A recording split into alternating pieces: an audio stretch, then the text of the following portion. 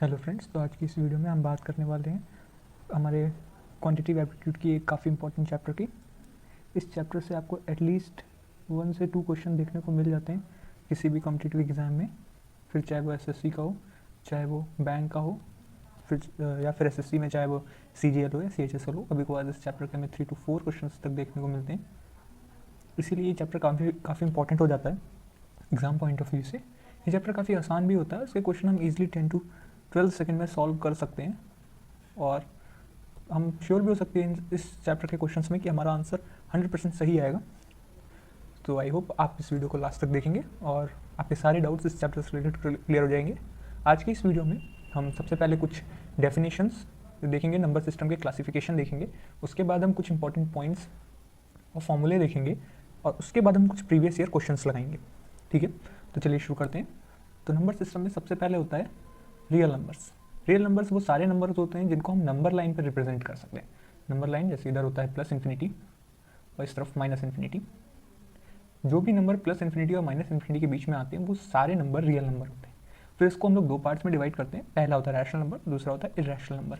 Rational number वो सारे number होते हैं जिसको हम लोग p/q की फॉर्म में लिख सकते हैं, और जो नंबर रैशनल नंबर नहीं होते हैं वो इर्रेशनल नंबर होते हैं।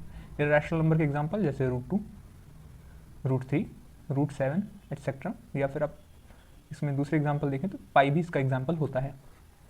रैशनल नंबर जिनको हम लोग p/q की फॉर्म में लिख सकते हैं जिसमें q 0 के इक्वल नहीं होगा।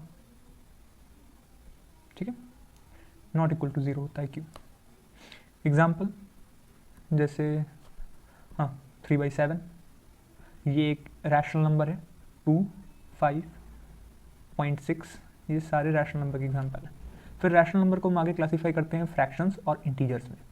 फ्रैक्शंस को हम लोग डेसिमल भी बोलते हैं, जैसे अगर हम 3/4 लिखें, ये फ्रैक्शन का एग्जांपल है, और इसी को हम लोग 0.75 भी लिख सकते हैं। ठीक, तो ये हमारे फ्रैक्शंस और डेसिमल एक ही बात है। ठीक, फिर हमारे आते हैं इंटीजर्स। अब इंटीजर्स दो टाइप के होते हैं। ठीक है, एक नेगेटिव इंटीजर्स होते हैं, ठीक, और एक होते हैं हमारे पॉजिटिव इंटीजर्स। ठीक, नेगेटिव पॉजिटिव दो पार्ट्स में बांटा जाता है। ठीक, पर इसके अलावा एक और होता है जिसको हम लोग जीरो बोलते हैं। नेगेटिव इंटीजर्स जैसे -3, -2। ठीक, और पॉजिटिव इंटीजर जैसे ये नेचुरल नंबर होते हैं, 1 से शुरू होते हैं, 1, 2, 3 एंड सो ऑन। ठीक है, अगर इन्हीं पॉजिटिव इंटीजर्स में नेचुरल नंबर्स को हम लोग बोलते हैं पॉजिटिव इंटीजर्स। ठीक है,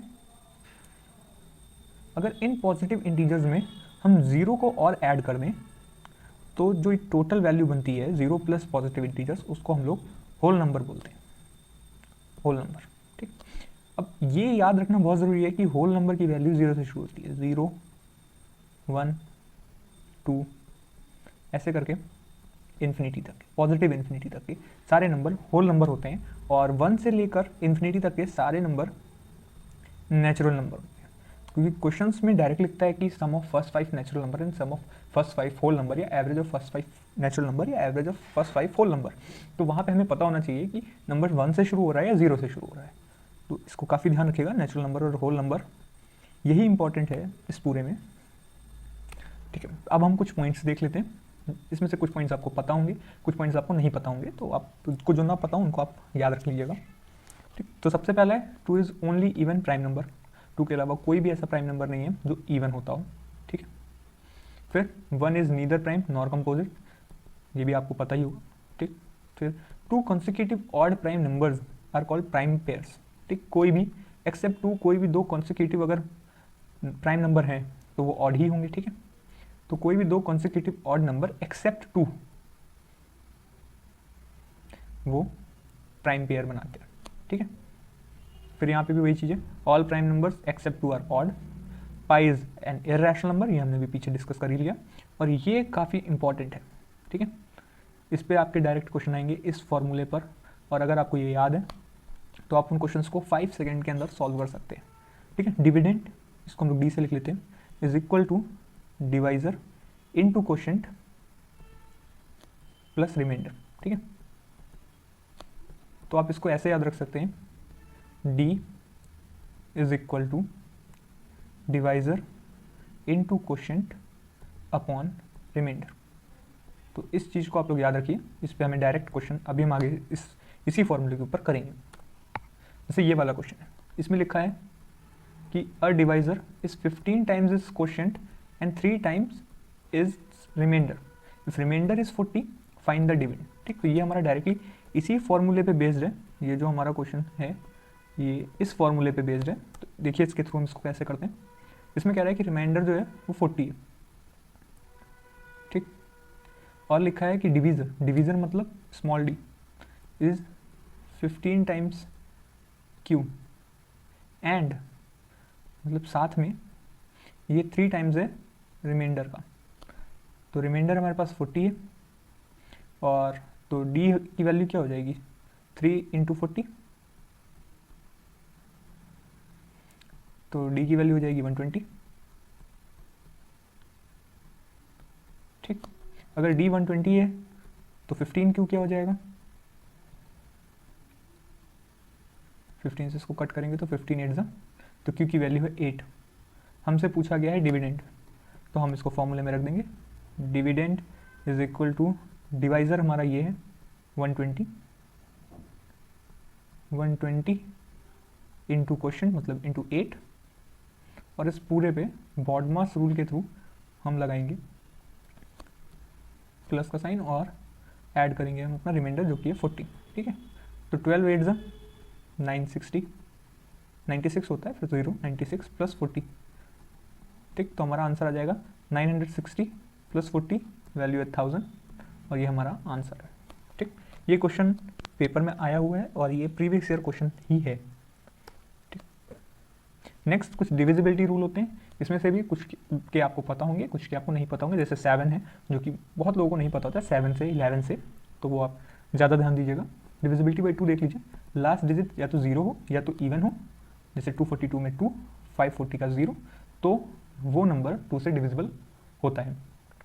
ठीक, डिविजिबिलिटी बाई 3 अगर हमें चेक करनी हो तो सम ऑफ ऑल डिजिट्स अगर डिविजिबल है 3 से तो वो नंबर 3 से डिविजिबल होता है। जैसे 309 हमें पता है 3 + 0 + 9 वैल्यू आएगी 12, और जो 12 है ये डिविजिबल है 3 से, इसलिए जो नंबर है ओवरऑल 309 ये हमारा डिविजिबल है 3 से। ठीक, सेम अगर हम 414 का देखें तो 4 + 1 5, 5 + 4 9, हमें पता है जो 9 है ये डिविजिबल है 3 से। ठीक, तो ये जो नंबर है 414 ये डिविजिबल होगा 3 से। ठीक, डिविजिबिलिटी बाई 4, डिविजिबिलिटी बाई 4 का मतलब है कि लास्ट 2 डिजिट जो हैं वो डिविजिबल होनी चाहिए 4 से। जैसे 412 में 12, यहाँ पे जो 12 लिखा है हमें पता है 12 4 × 3 12 होता है, तो ये पूरा नंबर 412 डिविजिबल होगा 4 से। 628 हमें पता है 28 होता है 4 × 7, तो जो ये नंबर है 628 ये 4 से डिविजिबल होगा। आप इसको खुद क्रॉस चेक भी कर सकते हैं, ये डिविजिबल ही होगा।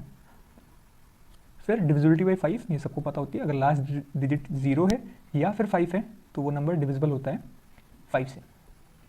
डिविजिबिलिटी बाई 6 से चेक करने का रूल है कि वो नंबर डिविजिबल होना चाहिए 2 और 3 दोनों से, सिर्फ उसी केस में कोई नंबर 6 से डिविजिबल होगा, क्योंकि 2 और 3 दोनों ही प्राइम नंबर होते हैं, इसलिए दोनों के मल्टीपल से जब कोई नंबर अगर दोनों का मल्टीपल होता है सिर्फ उसी केस में वो 6 से डिविजिबल होता है। जैसे 312 468, इसके देखिए अगर हम इसको सम और डिविजिबिलिटी हमें चेक करना ऊपर से पता ही, लास्ट डिजिट अगर इवन है तो वो 2 से डिविजिबल है। ठीक, तो ये नंबर 2 से डिविजिबल हो गया। इसके बाद हम चेक करते हैं 3 + 1 5, 3 + 1 4, 4 + 2 6, 6 3 से डिविजिबल है। इसका मतलब है ये जो नंबर दिया हुआ है 312 ये 3 से भी डिविजिबल है। जब 2 से भी डिविजिबल है और 3 से भी डिविजिबल है तो वो नंबर 6 से भी डिविजिबल होगा। ठीक, अगर इसमें देखें तो 4 + 6 10, 10 + 8 18, 18 3 से डिविजिबल है, और लास्ट में 8 है वो इवन है, इसलिए नंबर 468 6 से डिविजिबल है। 7 की डिविजिबिलिटी बहुत ज़्यादा लोगों को पता नहीं होती है। ठीक है, तो आप इसको देख लीजिए, difference between twice the unit digit of given number and remaining part of given number should be multiple of 7 और इक्वल टू 0।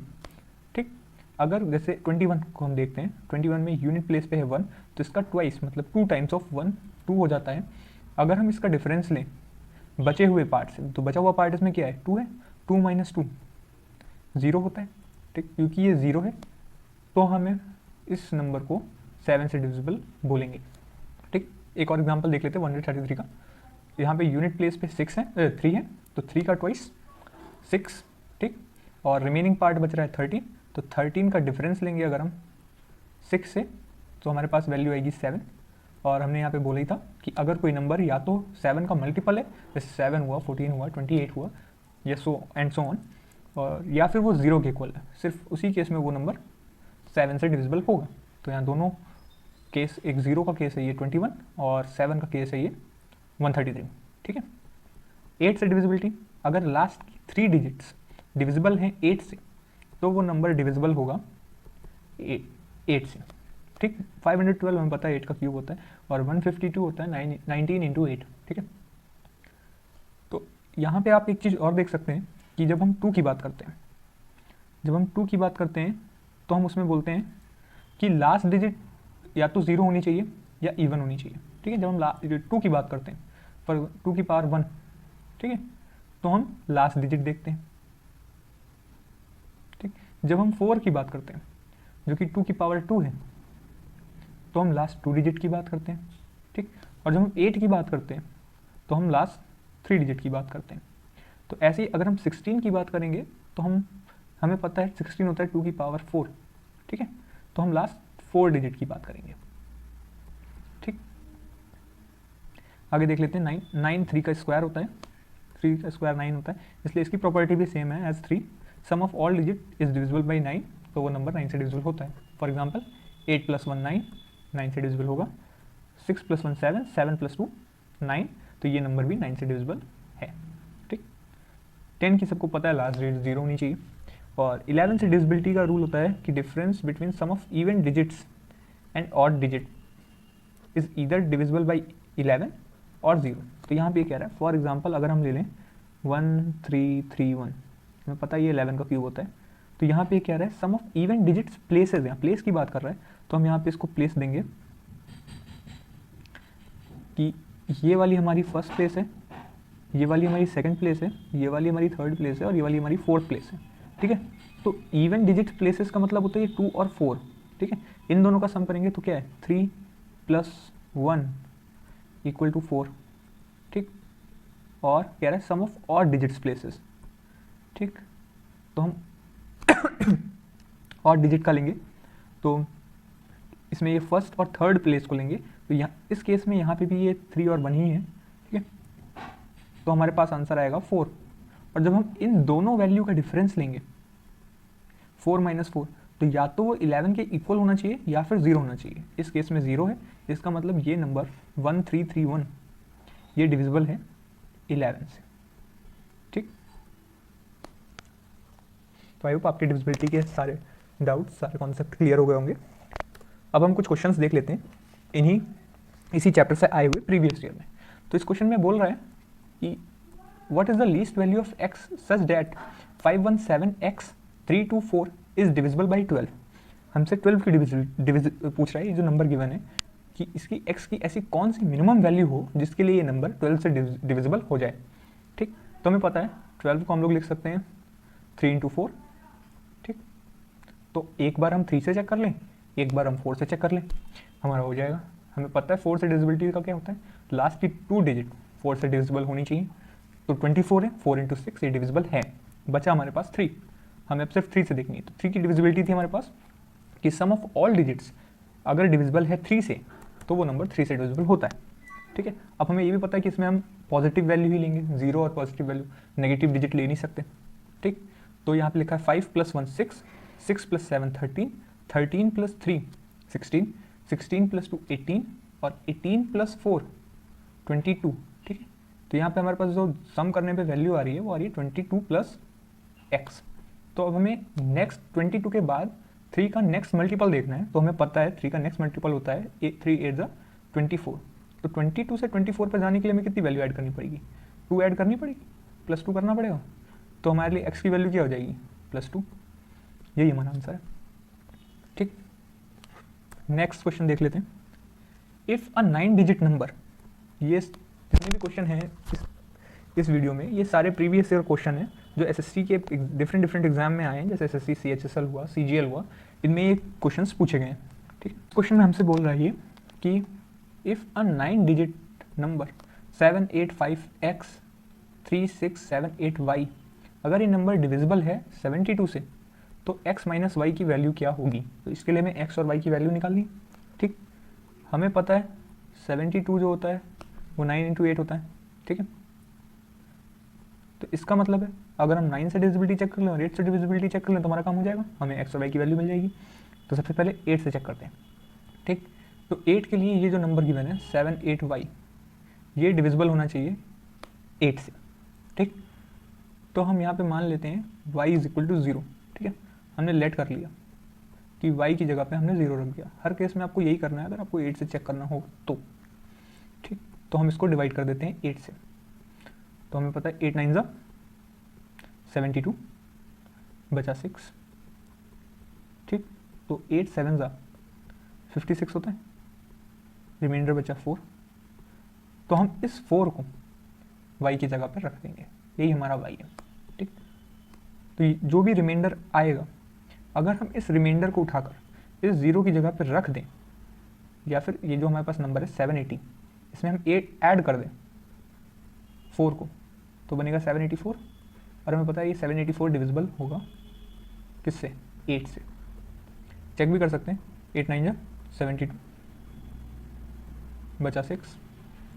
ठीक, 7 उतारा 4, तो 8 8 जा 64 और ये कट जाएगा। ठीक है, तो यहाँ पे जो भी रिमाइंडर हमारा बचेगा वही हमारा y की वैल्यू होगी। ठीक है, तो y इज इक्वल टू 4 हो गया हमारा। अब हमें 9 से चेक करना है, तो 9 से चेक करने के लिए इन सबका सम डिविजिबल होना चाहिए 9 से। तो हम यहाँ पे करेंगे 7 plus 8 15, 15 plus 5 20, 20 plus 3 23, 23 plus 6 23 plus 6 29, 29 plus 7 35, 36, 36 plus 8 44, और 44 प्लस y की वैल्यू जो कि 4 है, तो 44 प्लस 4 48 प्लस x। 48 के बाद जो नेक्स्ट मल्टीपल आएगा वो होगा 54। ठीक है, तो 54 को अगर हम 48 को 54 से माइनस कर दें तो हमारे पास आएगी वैल्यू 6। ठीक है, तो x की वैल्यू हो जाएगी 6। हमसे पूछा है x माइनस वाई, x है हमारा 6, y है हमारा 4, दोनों को हम माइनस कर देंगे, हमारे पास वैल्यू आ जाएगी 2। ठीक है, नेक्स्ट क्वेश्चन। इस टाइप के क्वेश्चंस में एक ट्रिक यूज़ करते हैं। ठीक, जैसे यहाँ पे लिखा है 72 इंटू 73 इंटू 78 इंटू 76। ठीक, ये हमारा क्वेश्चन है। जब हम इसको डिवाइड करते हैं 35 से तो हमारा रिमाइंडर क्या आता है, ये क्वेश्चन में पूछ रहा है। ठीक है, तो इसमें हम लोग हर नंबर की, जैसे 72 में 2 है, ठीक है, यूनिट डिजिट वाले नंबर उठाएंगे, 2, इसमें से 3, इसमें से 8 और इसमें से 6, इनको मल्टीप्लाई कर लेंगे। तो हमें पता है 2 इंटू 3 6, 6 इंटू 8 48, और 48 इंटू 6 करना है। ठीक है, तो 48 इंटू 6 अगर हम करेंगे तो 6 8 ज़ा 48 का 8 करिए 4, 6 4 ज़ा 24, 24 प्लस 4 28। 288 को 35 से डिवाइड करना है, तो हमें पता है 35 टाइम्स 8, 35 टाइम्स 8 होता है हमारा 280।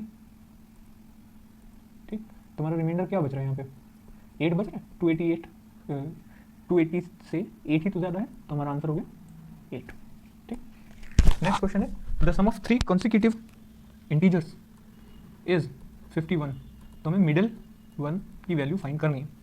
जब कॉन्सिक्यूटिव बोलता है, जैसे बोलते हैं consecutive integer, consecutive even integer, odd integer, तो इसमें हम लोग एक ट्रिक यूज़ करते हैं कि हम बीच वाले की वैल्यू a मान लेते हैं। ठीक है, कंसेक्यूटिव बोल रहा है तो मतलब +1 होना है, तो नेक्स्ट वाले की वैल्यू हम a+1 मान लेते हैं, और जो फर्स्ट वैल्यू होगी हम उसको a-1 मान लेते हैं।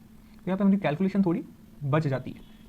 इन a-1 a और a+1 का सम ये बोल रहा है 51 है। ठीक, तो देखो ये +1 और ये -1 कैंसिल हो जाएगा, तो यहाँ पर बचेगी वैल्यू 3a इक्वल टू 51, और 17 इंटू 3 51 होता है, तो a की वैल्यू क्या आ जाएगी, 17 आ जाएगी, और यही वैल्यू हमसे पूछी गई थी, तो यही हमारा आंसर हो गया। अगर फर्स्ट वैल्यू पूछता तो हम 17 - 1 करते, वो 16 हो जाती, और थर्ड वैल्यू पूछता तो 17 + 1 करते, वो 18 हो जाती। ठीक, next question. Out of 3 numbers the sum of first two is 55, the sum of second and third is 65, and the sum of third with thrice of first is 110. The third number is, तो ये पहले बोल रहा है कि sum of first to, तो हम 3 number मान लेते हैं, a b c। ठीक है, the sum of first two मतलब a + b हमारा 55 है। ठीक, बी प्लस सी हमारा 65 है, और sum of third and thrice of first मतलब सी प्लस 3a ये हमारा 110 है।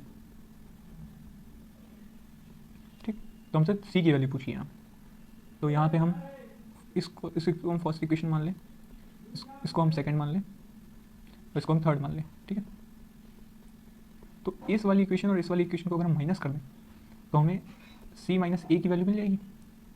c minus a equal to 10 हो जाएगा। ठीक, b भी आपस में कैंसिल हो जाएंगे, 65 माइनस 55 10 हो जाएगा, तो c माइनस ए की वैल्यू हो गई 10। ठीक, तो c की वैल्यू क्या हो जाएगी, a प्लस 10 हो जाएगी। ठीक, यही वैल्यू उठा के हम यहाँ रख देंगे, a plus 10 plus 3a is equal to 3a is equal to 110। ठीक, 110 हो गई, जब इधर हो जाएगा मेरे पास 4a इक्वल टू 100, a की वैल्यू होगी 25। तो अगर a हमारा 25 है तो c की वैल्यू क्या हो जाएगी, 25 प्लस 10, 25 प्लस 10 हो जाएगा 35, और ये हमारा आंसर है। ठीक, so thanks for watching. I hope आपके सारे डाउट्स क्लियर हो गए होंगे। अगर आप इस चैप्टर से नंबर सिस्टम से रिलेटेड कोई भी डाउट है तो आप नीचे कमेंट सेक्शन में पूछ सकते हैं। Thank you very much.